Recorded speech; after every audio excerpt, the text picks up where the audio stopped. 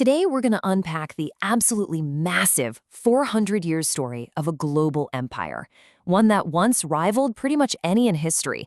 But its modern footprint? It's almost like a ghost. Okay, let's start with a simple question. If I asked you, hey, point to France on a map, you'd almost certainly land right here in Western Europe. You'd trace its familiar borders with Spain, Germany, and Italy, and you'd be totally right. But that is not the whole story, not even close.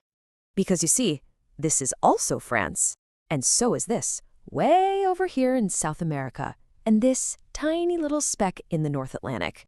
Seriously, from the Caribbean to the Indian Ocean to the South Pacific, the French Republic stretches across the entire globe. All told, these 13 territories, what's known collectively as Overseas France, are home to more than 2.8 million French citizens. They are the last living remnants, the imperial echoes of what was once a colossal global power. So how did the world's second-largest empire shrink down to just a few scattered islands? Well, we're going to trace its whole journey, from its ambitious first steps into the New World, through its dramatic fall, its big comeback in Africa and Asia, and then finally its violent collapse and the complicated legacy it left behind. To really get this story, we're actually going to start at the end. We'll look at what's left today, then hit rewind and go back 400 years to see how this one European kingdom built an empire that literally changed the map of the world. All right, picture this. It's the 16th century, and France is arguably the powerhouse of Europe. It's got a strong army, a booming economy. It's perfectly set up to get in on the action in the newly discovered Americas. But its first few attempts? Oof, they were a series of frustrating failures. You can see a clear pattern here in these early tries. You've got expeditions that mapped huge coastlines but just couldn't establish a real foothold. Then you have these settlements set up as safe havens for French Protestants, the Huguenots, which were just systematically wiped out by their Catholic rivals, the Portuguese in Brazil and the Spanish in Florida. For almost 100 years, it really seems like the New World just wasn't meant to be French. But then, in the 1600s, everything changed. France finally got serious, because it realized there was incredible, untapped wealth just waiting in the northern forests of its claim, New France. And the key wasn't gold or farming, it was fur, specifically beaver pelts, which were essential for making those fashionable felt hats back in Europe. That made them an unbelievably valuable commodity. The only problem was, New France was practically empty. There were hardly any Europeans there. So to fix this, King Louis XIV sponsored this really fascinating initiative. He actually paid for the passage of around 800 young, single women, who became known as the King's Daughters, to travel to the colony and marry the male settlers. And you know what? It totally worked. The population more than doubled to 6,700 in less than a decade.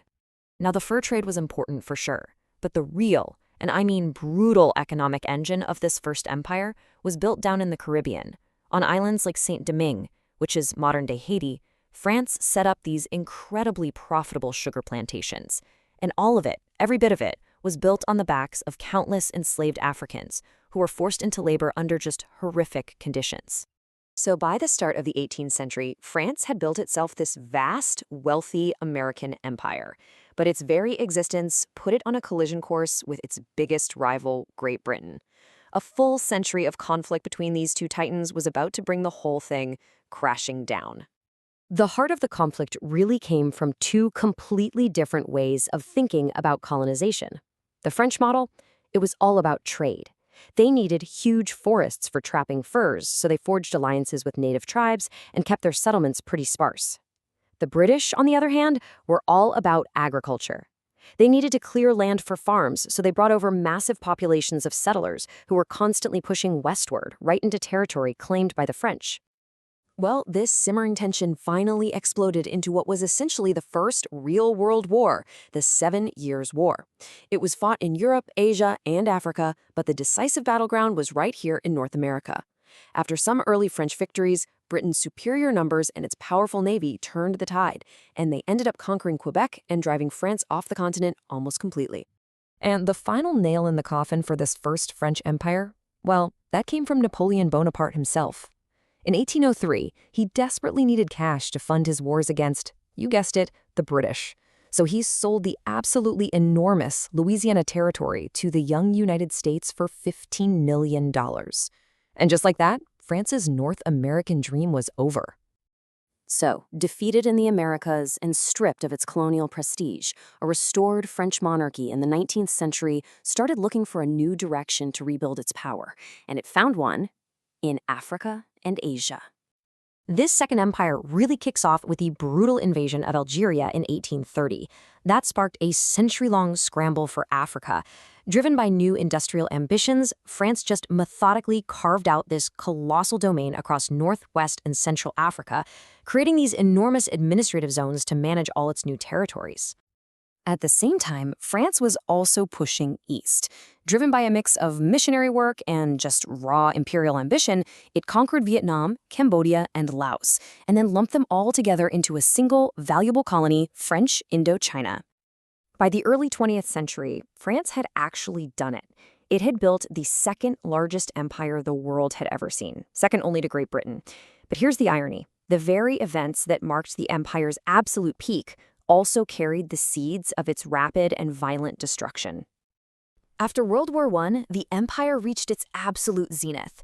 France had absorbed Germany's former colonies in Africa and Ottoman lands like Syria and Lebanon, and it now covered a staggering 5.2 million square miles. I mean, from the outside, it looks stronger than ever. But on the inside, things were changing fast. Hundreds of thousands of colonial troops had fought and died for France on the battlefields of 2 world wars. So after 1945, they expected their sacrifice to be repaid with freedom. But instead, France offered them a reformed union, which was basically just continued rule under a new name. This refusal to grant independence, it lit a fire under nationalist movements all across the globe. What came next was 2 decades of brutal, bloody conflict. France fought these long, costly wars to try and hold on to its empire, most famously in Vietnam and Algeria. But the global tide of decolonization was just unstoppable. In the end, more than 30 nations fought for and won their independence, dismantling that empire piece by bloody piece. And that, believe it or not, brings us right back to where we began. The physical empire, the one on maps, with flags and governors, that's gone. But its echoes, its ghosts, they remain deeply embedded in our world today. Maybe the most powerful and lasting legacy of all is language. Today, from Quebec to Senegal to Vietnam, over 238 million people speak French as a first or second language. That is a direct, living testament to the sheer scale of this 400-year history. This whole incredible story, from the fur trappers of New France all the way to the battlefields of Algeria, it leaves us with one final big question. Beyond the language, the maps, and the politics, what is the true, lasting legacy of an empire on the people and the places it once ruled?